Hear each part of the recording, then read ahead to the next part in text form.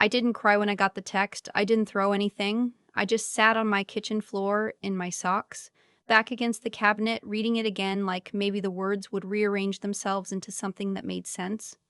We're keeping the anniversary dinner small this year, just immediate family, you understand. That was it. No period at the end, even. Like my father in law couldn't be bothered to finish the sentence. I'd been married to his son for 4 years. My name is Simone. I'm 31. I'm a software architect at a fintech company in Austin, and I have a husband named Theo who, at the time of that text, was sitting 20 feet away from me in the living room watching film footage of last week's college games, completely unaware that his father had just quietly cut me out of a 30-year anniversary celebration for the second time. The first time I told myself it was logistics. COVID, they said, small gathering. Sure, fine. This time there were 37 people on the guest list. I found that out later. 37 people.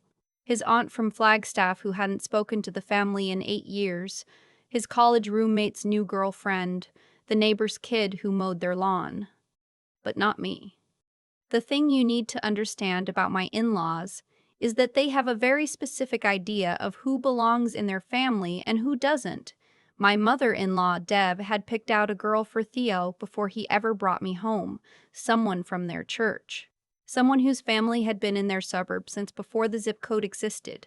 Someone whose holiday photos would look right on the mantle. Then he brought home me. I grew up in a 2-bedroom apartment in San Antonio with my mom and my grandmother. My mom worked nights at a hospital for 22 years. My grandmother used to press my school clothes with a towel because we didn't own an iron. I got a full scholarship to UT Austin. I graduated in 3 years. I built the kind of life that doesn't happen by accident. It happens because you calculated every single step and you did not stop moving. Theo knew all of this. He loved all of this. Or I thought he did. His father, Gerald? I know, I said I'd call them by relationship, but his name is relevant here for exactly one moment. Actually said to me at Thanksgiving, our first year together, "You've done well for yourself. Given everything." Given everything. I smiled. I passed the cranberry sauce. I stored that sentence in a very specific part of my memory where I keep things I don't forget. For 4 years, I brought wine to their dinners. I asked his mother about her garden. I sat through 3-hour brunches where the conversation had a way of moving around me like water around a stone, never including me, never quite excluding me enough that anyone could point to it and call it what it was. I helped them twice. Real help. Not a casserole, not a greeting card. The first time, his parents were facing a shortfall on their mortgage when his dad's contracting business slowed down. Theo asked if we could help. I said yes. $40,000 transferred without a contract because Theo said it would feel transactional, and I loved my husband, so I believed him. The second time, his younger sister, she and I were almost friends, needed to make rent for 3 months while she waited on a legal settlement. I covered it, quietly. Didn't tell anyone but Theo. I was not family enough for their anniversary dinner, but I was family enough to keep their house. I sat on that kitchen floor for about 11 minutes. I know because I watched the clock on the microwave. Then I stood up, poured myself a glass of water, and I started making a plan. I did not tell Theo that night. I told him the next morning, calmly, over coffee. I showed him the text. He went quiet in the way he does when something is wrong, but he doesn't know how to metabolize it yet. He said he'd call his dad. I said, "Don't." He looked at me. "Let me handle this one," I said. He nodded slowly. Theo trusts me. That's the thing about us. He trusts me even when he doesn't fully understand what I'm doing. It's the thing I love most about him, and the thing that, in this particular story, was about to pay off in a way neither of us expected. Here is something most people don't know about me. I have been a fractional owner in a boutique event venue in Austin for 3 years. It's called the Alderton. It's a converted 1920s warehouse in East Austin. Exposed brick, 15-foot ceilings, a private garden out back with string lights, and a full catering kitchen. We do corporate events, weddings, anniversary parties. It seats 120 people for a seated dinner. I bought in with two colleagues when the original owner needed a liquidity event. I don't advertise it. I don't put it on LinkedIn. It doesn't come up at brunch. His parents' anniversary dinner was booked at a restaurant called Marcello's in the hill country suburbs. Nice enough place. Prefixy menu, the kind of spot where the walls are the color of dried mustard and everyone whispers like they're in a library. $40 a head, 37 guests. I booked the Alderton. I spent 2 evenings on the phone and about $4,000 I was genuinely happy to spend. I called the caterer we use for our top-tier corporate events, the one who does the Wagyu sliders and the crab-stuffed mushrooms and the dessert table that makes grown adults take photos of the food before they eat it. I called the florist. I called the jazz quartet that plays the second Friday of every month at the hotel bar downtown and asked them if they wanted a private booking. And then I made a list. There were people Theo's family had cut off over the years the way they cut me off, quietly, without drama. Just a slow withdrawal of warmth until the person figured it out. His uncle on his dad's side, who'd remarried someone they didn't approve of. His cousin who'd moved to Portland and made the mistake of bringing her girlfriend home for Christmas 7 years ago. A family friend named Opal who'd been close to his mom for 2 decades until she stopped attending the right church. 2 of Theo's old friends who'd been frozen out after they stopped fitting the family's idea of the right kind of people to know. I contacted all of them. I said, I'm hosting an anniversary celebration for the family. I want the people who actually love Theo and who've been important to this family to be there. I'd love for you to come. Every single one of them said yes. The dinner was on a Saturday. His parents' event was also on a Saturday 2 weeks out. I spent those 2 weeks feeling something I can only describe as extremely calm, not numb. Calm. The kind of calm that comes when you've already made all the decisions and now you're just waiting for time to catch up. Theo was nervous. He kept asking me what I was doing. Not in an accusatory way, just in the way of someone watching a chess game they don't fully understand. I told him to trust me and pack something nice to wear. The morning of the anniversary, I posted on my Instagram just a photo of the Alderton, the tables set, candles lit, the garden out back with the Edison bulbs strung between the oak trees. The florals were incredible. Big, loose arrangements of white garden roses and eucalyptus that the florist had threaded along the center of every table. The caption was simple. Celebrating people who've always shown up. Tonight at the Alderton. I didn't tag anyone. I didn't have to. By noon, his cousin in Portland had shared it to her stories with a little heart. By 2 in the afternoon, his mom had seen it. I know because his sister texted Theo, Mom is asking what's going on at the Alderton. Theo showed me the text. I smiled and kept doing my mascara. By 4 o'clock, as I was doing a final walkthrough with our event coordinator, checking the place cards, confirming the dietary notes with the kitchen, making sure the quartet knew what time to start, my phone lit up with a call from my father-in-law. I let it go to voicemail. His message was polite, measured, in the tone he uses when he's trying to sound like the reasonable one. He said he'd heard I was hosting something and he wanted to understand what was happening. He said he hoped there were no hard feelings about the dinner. He said these things can be complicated. I finished my walkthrough. The guests started arriving at 6. Theo's uncle came first. We never actually met in person, and he spent about 90 seconds at the door just looking around before he exhaled and said, "She wasn't kidding." His wife hugged me like I was someone she'd already decided to like. Opal came in a red dress and brought a bottle of champagne she'd clearly been saving. The cousin from Portland arrived with her girlfriend, and they both stood at the entrance to the garden for a moment, taking it in, and I watched the girlfriend whisper something and the cousin laugh and squeeze her hand. Theo was next to me all night, not performatively. He wasn't playing a role. He was just there in the way he is when he's genuinely happy, refilling people's water glasses without being asked, laughing at his uncle's stories, talking to Opal for a long time in the corner about something that kept making them both nod slowly. The food was extraordinary. That's not me being boastful. I've been to enough events to know the difference. The caterer did a butter-poached lobster tail alongside a fillet with a red wine reduction, and there was a whipped burrata station at the start that people kept going back to. The dessert table had a dark chocolate tart and a lemon olive oil cake and individual tiramisu cups. And by 8 o'clock, people were just standing around it in groups, not quite ready to leave.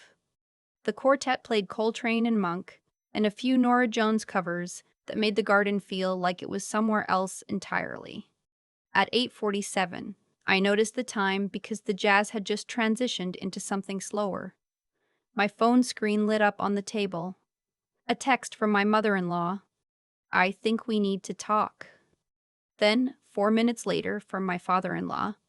"We like to come see what you've done. We can be there in 20 minutes. I picked up my phone. I looked at Theo. He raised his eyebrows. I typed back, "Tonight isn't a good time. We're in the middle of dinner."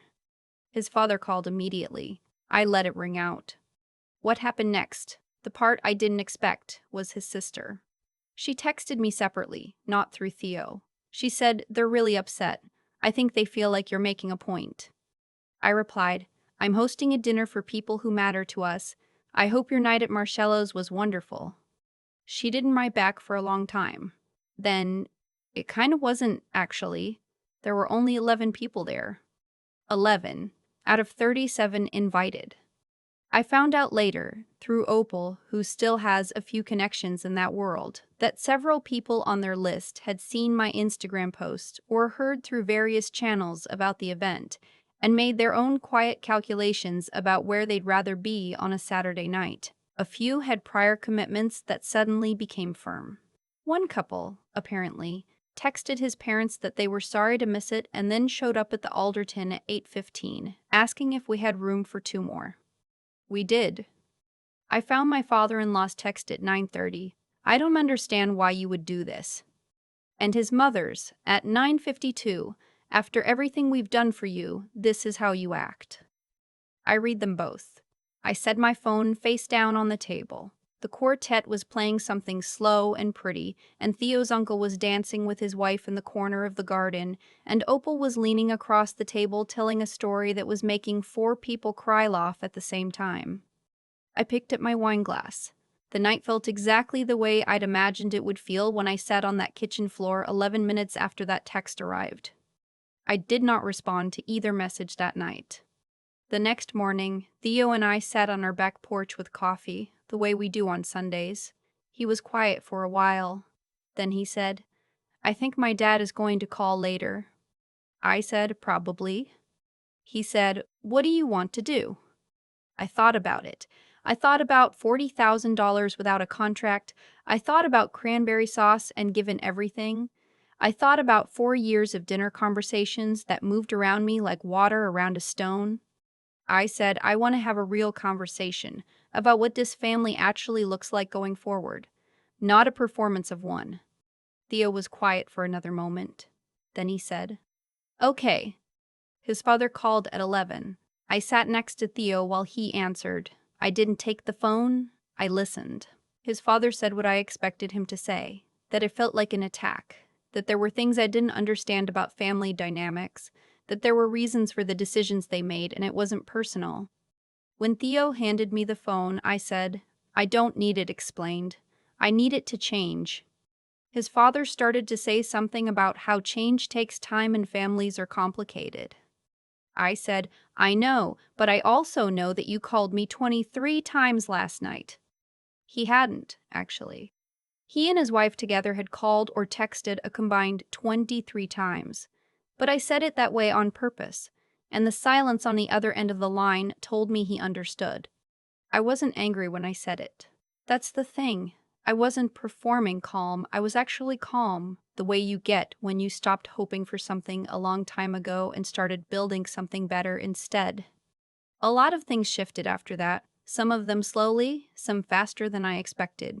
His mother called me 2 weeks later, not about anything in particular, just to talk, which she had never done once in 4 years. His cousin in Portland started a group chat. Opal came to our housewarming when we moved that spring and cried the good kind of tears in the kitchen. His parents came to the Alderton for our 4th anniversary. His mother wore a blue dress and stood in the garden for a long time looking at the string lights. She said, "This is really something you built." I said, "Yes." She said, "I didn't know." I said, "I know you didn't." There was more in that exchange than either of us said out loud. That's okay. Some things don't need to be said to be understood. I still have a screenshot of that first text. Just immediate family, you understand.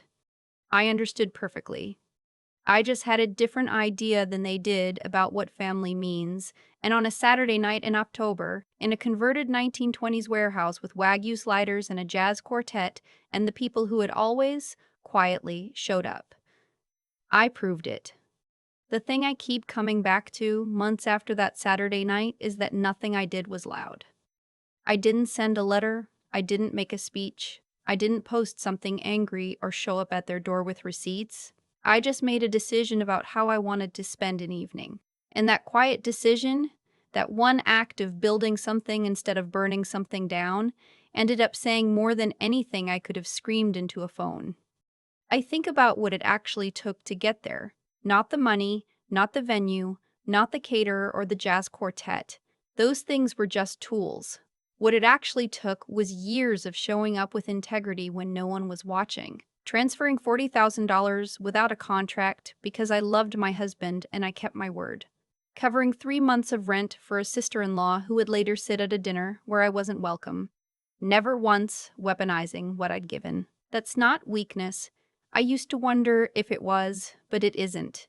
It's a kind of moral discipline that most people don't develop because it's invisible and it's slow and it doesn't feel like winning while you're doing it.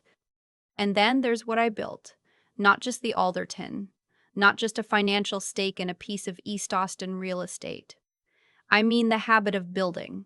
I was 22 years old pressing my own school clothes with a borrowed towel, and the lesson I took from that wasn't, I am behind. It was, I need to understand how things work so that no one can take the ground out from under me. That's not hustle culture, that's not a motivational poster. It's just what happens when you decide to understand the systems around you well enough that you can use them. I studied, I worked. I made calculated bets on myself and on people I believed in. When Deb stood in my garden and said, "This is really something you built," she was right, and she had no idea how many quiet years of choosing the harder, smarter path were underneath that moment. But here's what I think matters most, the part that doesn't fit neatly anywhere. I didn't do any of this to prove something to them. That's what I want people to actually hear. I sat on my kitchen floor for 11 minutes, and then I stood up and I built an evening that was for Theo's uncle and his wife, for Opal in her red dress, for a cousin in Portland who hadn't been welcomed home in 7 years. The revenge, if you want to call it that, was a side effect. The real thing was choosing, again, to be the kind of person who makes space for people instead of gatekeeping it. What happened after, the 23 texts, the voicemails, the shift in how Deb speaks to me now, that wasn't luck. It was consequence, not punishment, just the natural result of people finally seeing clearly what had been in front of them the whole time. I still have that first text, just immediate family, you understand. I understood everything. I just refused to let their definition of me be the one that stuck.